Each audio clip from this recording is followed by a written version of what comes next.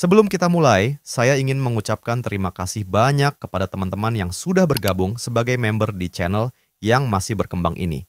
Dukungan kalian sangat berarti.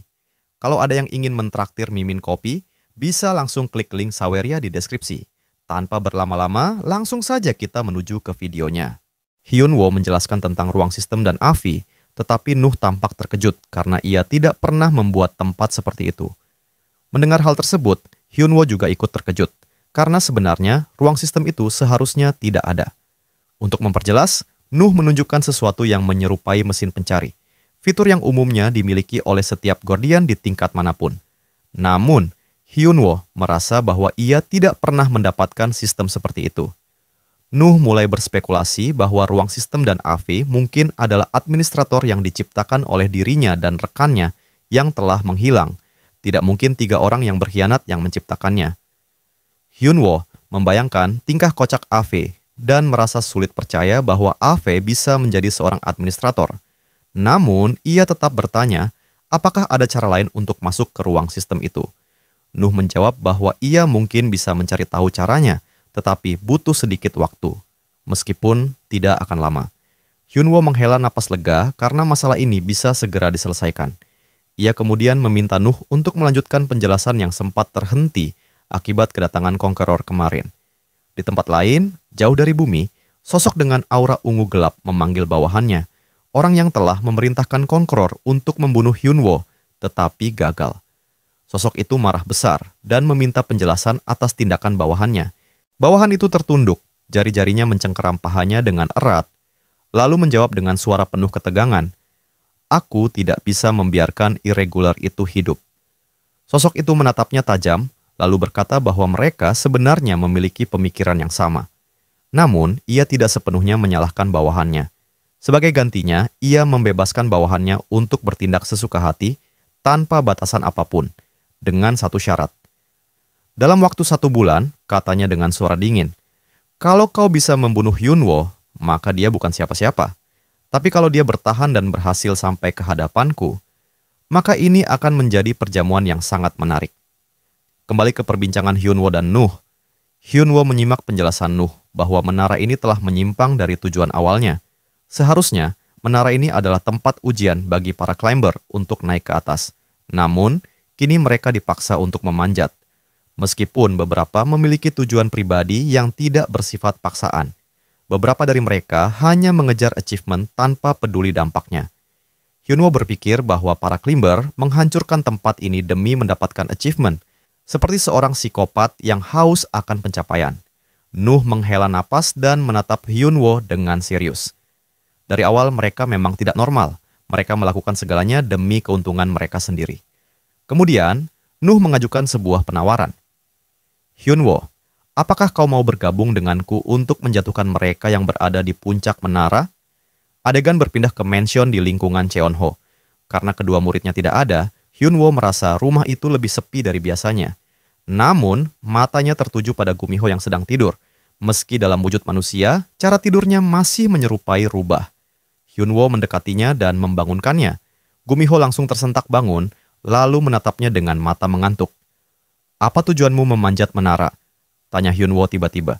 Gumiho sempat kebingungan karena baru bangun tidur, tetapi kemudian menjelaskan bahwa tempat tinggalnya dulu telah menghilang. Hyunwoo mengernyit. "Maksudmu?" Gumiho melanjutkan. "Dulu ada seseorang yang datang ke duniaku dan mengambil achievement dunianya, termasuk achievement miliknya. Dia berjanji akan mengembalikannya jika ia memanjat menara." Namun, sebelum Gumiho bisa menjelaskan lebih lanjut, tiba-tiba Hyunwoo tak bisa mendengar apapun, seolah informasi itu dibatasi oleh suatu kekuatan. Hyunwoo menatapnya dengan serius. "Jadi, kalau kau tidak lagi memanjat menara, tidak masalah." Gumiho tersenyum kecil. "Keadaannya sudah seperti ini. Aku tidak keberatan selama aku punya tempat untuk tinggal." Setelah itu, Gumiho meminta Hyunwoo mengambil makanan dari lemari. "Kau bisa ambil sendiri," kata Hyunwoo. "Tunggu sebentar," sahut Gumiho sambil mengambil sebuah kaleng whiskas yang bertuliskan "kasih makan sehari sekali." Gumiho menghela napas lalu berkata, "Seoyeon bilang aku tidak boleh diam-diam mengambil makanan, atau dia akan melaporkannya padamu." Hyunwoo menatap kaleng itu dan berpikir dalam hati, Apa aku semenakutkan itu? Akhirnya, ia menyerahkan kaleng whiskas itu kepada Gumiho. Makan saja semuanya. Kalau masih lapar, tinggal bilang padaku. Gumiho tampak sangat senang melihat kaleng whiskas itu seperti harta karun. Sementara itu, Hyunwoo pergi ke dimensi imajiner milik Sun Wukong. Begitu tiba, ia mendapati Sun Wukong dan Azure Dragon tengah berdebat sengit. Masalahnya tampak sepele, tetapi mereka bersikeras saling membantah satu sama lain. Awalnya, Hyunwoo berniat agar Sun Wukong bisa belajar sesuatu dari Azure Dragon. Tetapi ia sudah menduga bahwa mereka berdua tidak akan akrab satu sama lain. Tak tahan dengan keributan itu, Hyunwoo akhirnya menghentikan perdebatan mereka dan bertanya langsung. Jadi, apa alasan kalian memanjat menara? Hyunwoo mendengarkan setiap penjelasan dari mereka dan mengetahui bahwa tujuan Azure Dragon dan Sun Wukong memanjat menara adalah untuk menyingkirkan orang-orang di puncak. Ia terdiam sejenak, mencerna informasi tersebut, sebelum akhirnya Sun Wukong bertanya, "Kenapa kau menanyakan hal ini?" Hyunwoo hanya tersenyum kecil dan menjawab santai, "Aku cuma penasaran." Namun, dalam pikirannya, ia mulai mempertimbangkan sesuatu. Mungkin mereka berdua bisa membantuku, seperti tawaran Nuh untuk menjatuhkan orang-orang di puncak menara. Bagaimanapun, para climber akan terus memanjat menara tanpa henti kecuali ada perubahan. Itu berarti hal pertama yang harus dilakukan adalah mengubah tatanan menara itu sendiri. Nuh sebelumnya mengatakan bahwa langkah pertama adalah mengatasi mediator, sosok yang mengendalikan keseimbangan menara. Mediator saat ini berada di ruang bawah, dan jika Hyunwoo bisa mengatasinya, Nuh yakin Hyunwoo akan mendapatkan sesuatu yang berharga. Hyunwoo lalu bertanya, "Bagaimana caranya aku bisa mencapai ruang bawah?" Sun Wukong, yang sejak tadi mendengar penjelasan Hyunwoo, menatapnya dengan ekspresi penasaran. "Jadi kau berniat menjadikan orang itu sebagai musuhmu?" Hyunwoo menatap Sun Wukong dengan penuh perhatian. "Jadi kau tahu sesuatu tentang mediator?" "Tentu saja," jawab Sun Wukong santai. "Aku pernah memanjat menara 1 kali, dan dari yang kudengar, kau bisa mengatasinya dengan cepat." Hyunwoo tersentak. Ia mengira mediator adalah sosok yang luar biasa kuat. Tapi, lanjut Sun Wukong, mencapai tempatnya tidak akan mudah. Lantai bawah itu adalah lantai tambahan, bukan bagian dari menara utama, jadi kau tidak bisa melewati jalur yang biasa kau lewati. Hyunwoo mengernyit. "Lalu bagaimana caranya?" Sun Wukong mengangkat bahu. "Entah." Hyunwoo menatapnya dengan ekspresi tak percaya. "Dari cara bicaramu tadi, kupikir kau tahu." Sun Wukong tertawa. "Aku ini climber, orang yang naik ke atas, bukan orang yang turun ke bawah." Namun, sebelum Hyunwoo bisa berkata apa-apa lagi, Sun Wukong menambahkan, "Oh, satu hal lagi, hati-hati dengan mayat di sana." "Mayat?" tanya Hyunwoo. "Ya, tempat itu adalah kuburan bagi para climber yang mati saat memanjat menara." Hyunwoo mengerutkan dahi. "Bukankah kalau climber mati, kesadaran mereka akan masuk ke dalam dimensi imajiner?" "Benar," jawab Sun Wukong.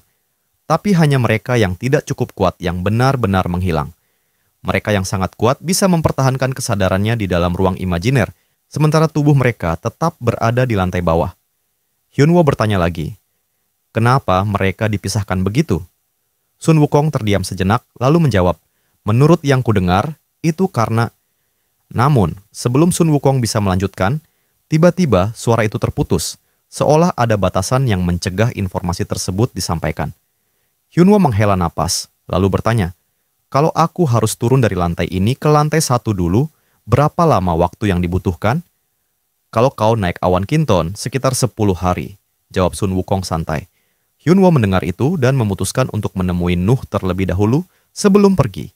Ia ingin memastikan apa yang harus ia lakukan setibanya di lantai 1. Setelah itu, Hyunwoo kembali ke mansion miliknya dan duduk santai di sofa. Ia memeriksa status sumber Akcheon. Angka yang tertera di sana menunjukkan 0. Hal ini terjadi karena ia sudah terlalu banyak menggunakannya, sehingga pengisian ulang semakin lambat. Ia berpikir keras mencari cara untuk mengisi sumber daya itu lebih cepat. Tiba-tiba, seseorang masuk melalui pintu. Hyunwoo menoleh dan berkata, "Bukankah aku menyuruhmu cuti, Miryong?"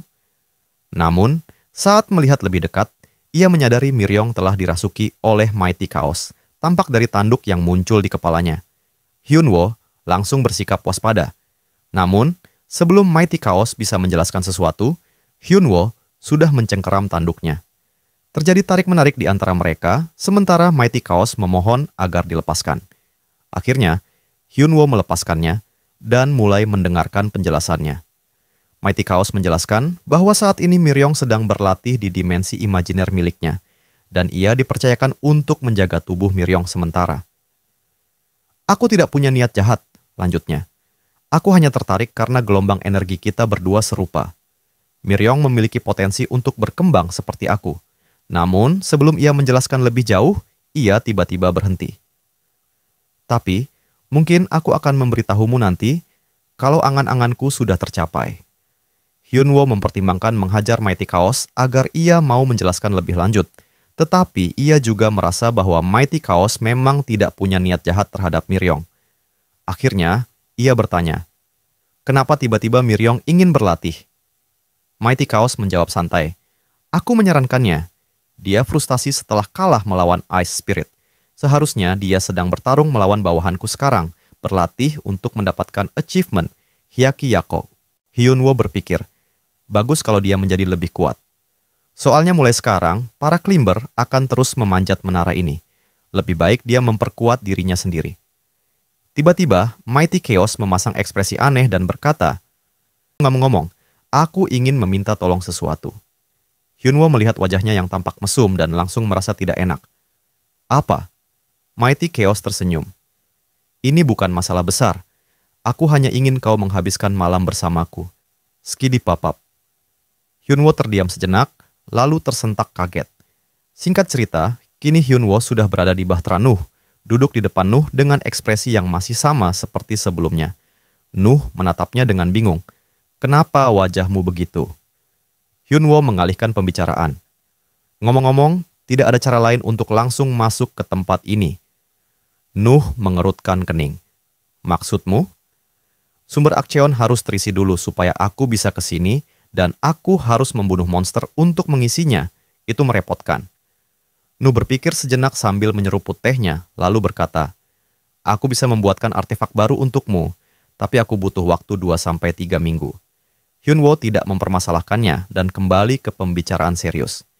"Jadi, cara tercepat untuk sampai ke lantai bawah itu bagaimana? Kalau ada climber seperti kemarin, itu bisa jadi masalah." Nuh menatapnya dengan serius.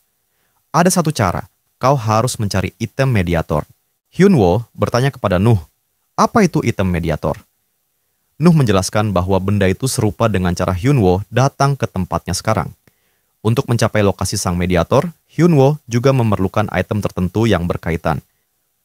"Lalu, bagaimana aku mendapatkannya?" tanya Hyunwoo. Nuh mulai mencari melalui otoritasnya. Namun, setelah sekian lama mencoba, ia tampak frustrasi. "Sayangnya, seberapa keras pun aku mencoba, item itu tidak bisa ditemukan." Hyunwoo mengusulkan, "Apa aku harus menggunakan path?" Nuh menjawab ragu, "Tidak juga. Aku tidak yakin, tapi mungkin saja kita bisa mencoba jalan itu." Dari situ, Hyunwoo akhirnya mengetahui bahwa ada jalan rahasia yang digunakan oleh para kreator ketika membangun menara. Jalan itu bisa dijadikan alternatif oleh Hyunwoo. Hyunwoo langsung bersemangat dan hendak pergi ke sana, tapi Nuh segera menahan, "Tunggu, bukan sekarang. Ada satu artefak yang bisa membawamu ke sana. Creator Teleportation Device." Nuh melanjutkan penjelasannya. "Memang, kemungkinan bisa digunakan. Tapi aku mengkhawatirkan efek samping dari teleportasinya. Artefak ini hanya mampu memindahkanmu ke lokasi yang sudah kutentukan. Kalau tempat itu runtuh, meskipun hanya sedikit, kau takkan bisa kembali ke bumi. Kau akan terjebak di ruang imajiner." Hyunwoo tampak waspada. "Ruang imajiner? Maksudmu tempat penampungan jiwa?" "Bukan, ini berbeda," jawab Nuh serius. "Ruang ini berada di luar dinding menara. Sekali kau jatuh ke sana, kau akan terombang-ambing selamanya, kecuali ada keajaiban." Hyunwoo mendengus. "Kenapa kau buat tempat seperti itu?" "Itu bukan aku, tapi orang yang membuangku.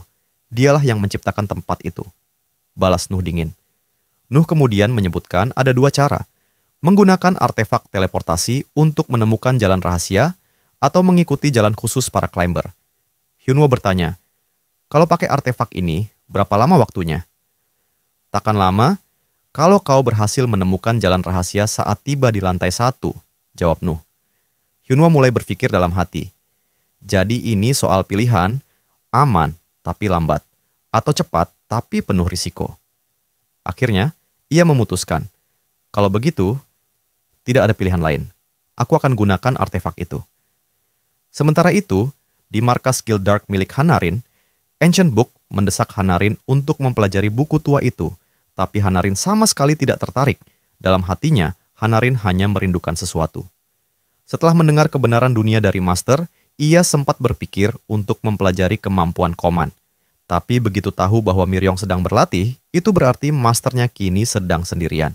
Sebanyak apapun usahanya mendekati sang Master, si kerdil itu, Miryong, selalu menghalangi. Ia tak bisa disingkirkan karena kekuatan mereka seimbang. Tapi sekarang, ini adalah kesempatan emas. Dengan wajah bahagia, Hanarin berkata pada Ancient Book, "Kurasa, sekarang bukan waktunya belajar. Ada urusan lebih penting." "Lebih penting daripada menjadi lebih kuat?" tanya buku itu. Hanarin menjawab tegas, "Jauh lebih penting." Di mansion daerah Cheonho, Hyunwoo menyerahkan sumber Akcheon pada Mighty Chaos. "Apa kau butuh ini untuk latihan Miryong?"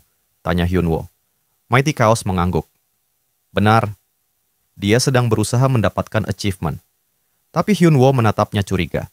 Ia mengingat kembali bahwa sebelumnya, Miryonglah yang meminjam sumber Akcheon itu dengan wajah gugup. Karena itu, Hyunwoo akhirnya setuju meminjamkannya. Setelah perbincangan itu, Mighty Chaos berpamitan dan pergi. Saat Hyunwoo sendirian, Sun Wukong yang berada di dimensi imajinernya berkata, "Pindahkan awan Kinton menggunakan alat teleportasi. Dengan begitu, aku bisa mengamati langsung melalui achievementku." Hyunwoo bertanya, "Kalau awan itu jatuh ke ruang imajiner, gimana?" Sun Wukong menjawab santai, "Tenang aja, itu udah bertahan sejauh ini." Hyunwoo pun mengeluarkan awan Kinton miliknya dan memasukkannya ke dalam alat teleportasi. Ia juga sudah mengaktifkan achievement milik Sun Wukong dan bersiap berangkat. Dalam hitungan detik, tubuhnya dipindahkan ke sebuah tempat yang menyerupai lorong panjang, dengan cahaya obor menyala di dinding-dindingnya. Di suatu tempat yang tak dijelaskan, seorang wanita tampak mengobrak-abrik tumpukan mayat.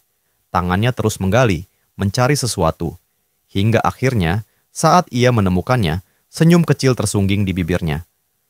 "Persiapannya sudah selesai," gumamnya pelan namun penuh makna. Sementara itu, di ruang imajiner milik Mighty Chaos, Miryong tengah berlatih keras. Ia bertarung melawan bawahan dari Mighty Chaos. Wajahnya tampak penuh kecemasan dan amarah. Setelah berhasil mengalahkan lawannya, Miryong berdiri terengah-engah. Emosinya masih menggelegak. Tak lama, Mighty Chaos muncul sambil tersenyum santai. "Luar biasa, kekuatan kemarahanmu benar-benar dahsyat." Namun, di balik amarah Miryong ada satu alasan utama. Ia terus terbayang-bayang akan kejadian sebelumnya saat Mighty Chaos merasuki tubuhnya dan bercanda tak pantas dengan Hyunwoo, mengajaknya ski di papap. Miryong merasa malu dan marah karena perbuatan Mighty Chaos itu. Tapi entitas itu hanya tertawa kecil dan berkata, "Aku cuma ingin membantu. Setiap hari yang ada di kepalamu cuma mastermu itu, bukan?" Miryong berusaha menyangkal. Meskipun begitu, Hyunwoo tetap masternya. Tak seharusnya hal seperti itu terjadi. Mighty Chaos justru tampak kecewa. "Padahal aku hanya ingin mengajarkan teknik pamungkas untuk memikat lelaki. Aku ini hidup sudah ribuan tahun. Pengalaman cintaku tak tertandingi. Aku wanita tercantik yang pernah ada."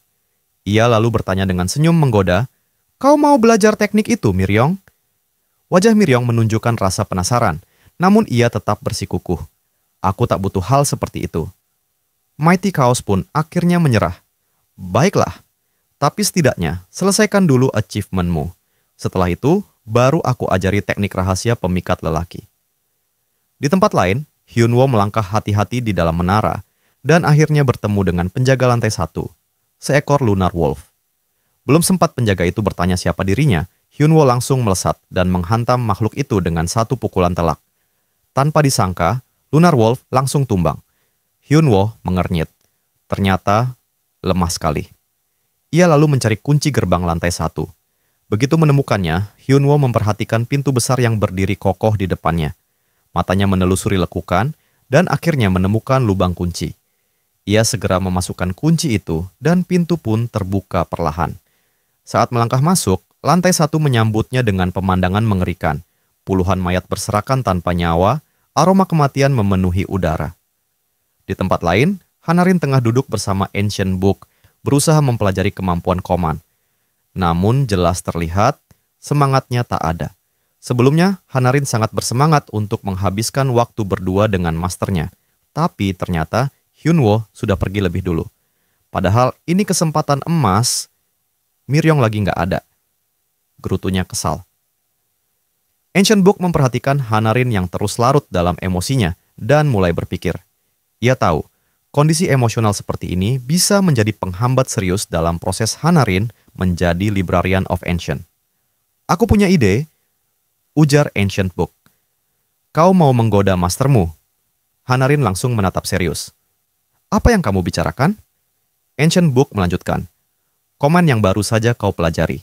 Jika kau menguasainya sampai ke tahap akhir dan benar-benar menjadi Librarian of Ancient Book, kau mungkin bisa mengendalikan mastermu sepenuhnya, semau hatimu.